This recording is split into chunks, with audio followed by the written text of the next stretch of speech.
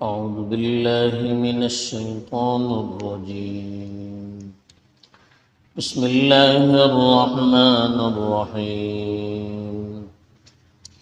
وربك الغني ذو الرحمة إن يشأ يذهبكم ويستخلف من بعدكم ما يشاء كما أنشأكم من ذرية قوم آخرين إنما توعدون لآت وما أنتم بمعجزين قل يا قوم اعملوا على مكانتكم إني عامل فسوف تعلمون من تكون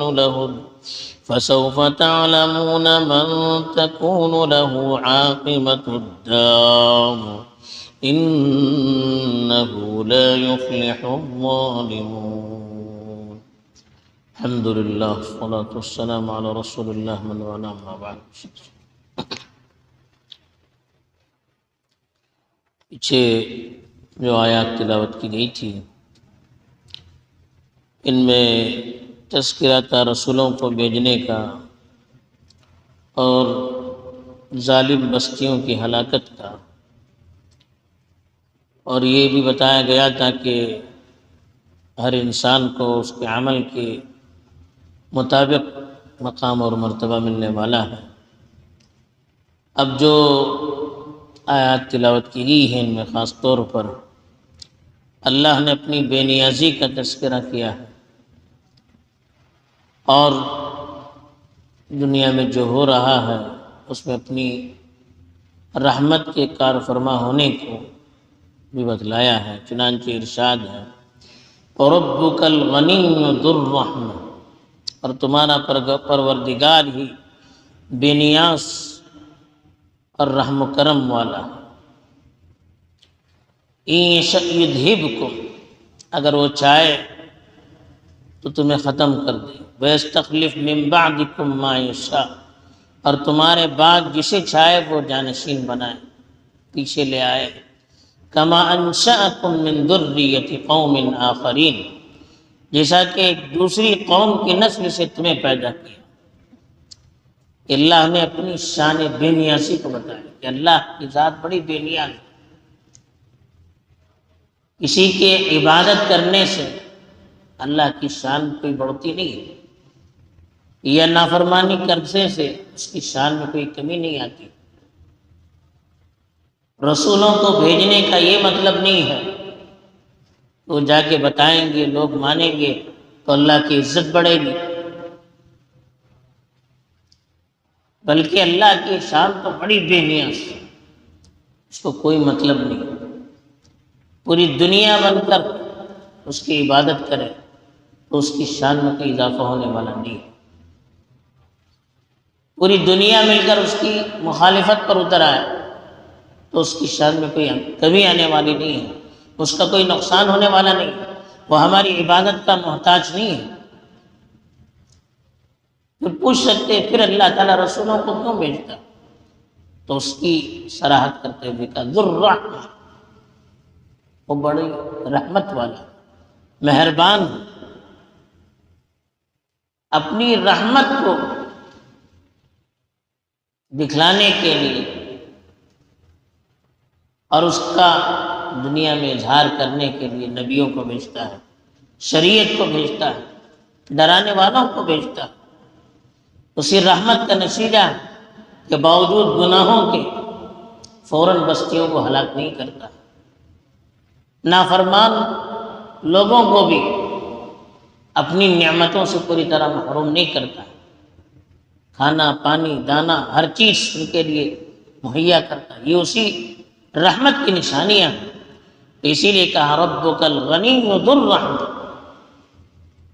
دونوں صفتوں کو جمع کر کے کہا کہ اللہ کی ذات دونوں صفات کا مجموعہ ہے، دونوں صفتیں بیک وقت اللہ کی ذات میں جمع، وہ بالکل بے نیاز بھی ہے اور بڑا مہربان بھی ہے۔ إِن يَشَأْ يُذْهِبْكُمْ، اس کی بے نیازی کی نشانی یہ ہے کہ وہ چاہے تو تمہیں ختم کر سکتا ہے، کب چاہے تمہیں ختم کر سکتا ہے۔ وَيَسْتَخْلِفْ مِن بَعْدِكُم مَّا يَشَاءُ، تمہارے پیچھے جس کو چاہے لے آ سکتا ہے۔ كَمَا أَنشَأَكُم مِّن ذُرِّيَّةِ قَوْمٍ آخَرِينَ، جیسا کہ تمہیں دوسروں کی نسل سے پیدا کیا۔ یعنی اللہ نے مکے والوں سے ڈائریکٹ خطاب کرتے ہوئے کہا، تمہیں معلوم ہے کہ اس زمین پر کتنے لوگ بس چکے، اللہ نے ان کو ختم کر دیا، ان کی جگہ پر تم کو لایا۔ اگر تم بھی اپنی ضد، ہٹ درمی اور مخالفت پر، گستاخی پر قائم رہے، اللہ تم کو نکال کر تمہاری جگہ پر دوسروں کو بھی لا سکتا۔ اللہ کے لیے کوئی بڑی بات نہیں۔ اب تک کیوں آپ کو موقع دیے ہوئے ہیں، بڑا رحیم، بڑا مہربان۔ پھر اللہ نے دھمکی امیز انداز میں فرمایا، انما توعدون لآت، تمہیں جس چیز کا وعدہ کیا، تم سے جس چیز کا وعدہ کیا گیا وہ چیز آنے والی ہے، یعنی اللہ کا عذاب، قیامت، یہ ساری چیزیں آنے والی ہیں۔ وما انتم بمعجزین، اور تم اس کو عاجز نہیں کر سکتے۔ اللہ جب پکڑنے پر آ جائے تو آپ اس کی پکڑ سے بچ نہیں سکتے، آپ اس کو شکست نہیں دے سکتے، آپ چکمہ نہیں دے سکتے۔ پھر اللہ کے رسول صلی اللہ علیہ وسلم سے کہا کہ آپ ان سے کہیے، جب حجت تمام ہوگی، بار بار اللہ کے رسول نے ان کو سمجھایا، پھر بھی وہ نہیں مان رہے تھے، الٹے رسول اللہ صلی اللہ علیہ وسلم کو جھٹلا رہے تھے۔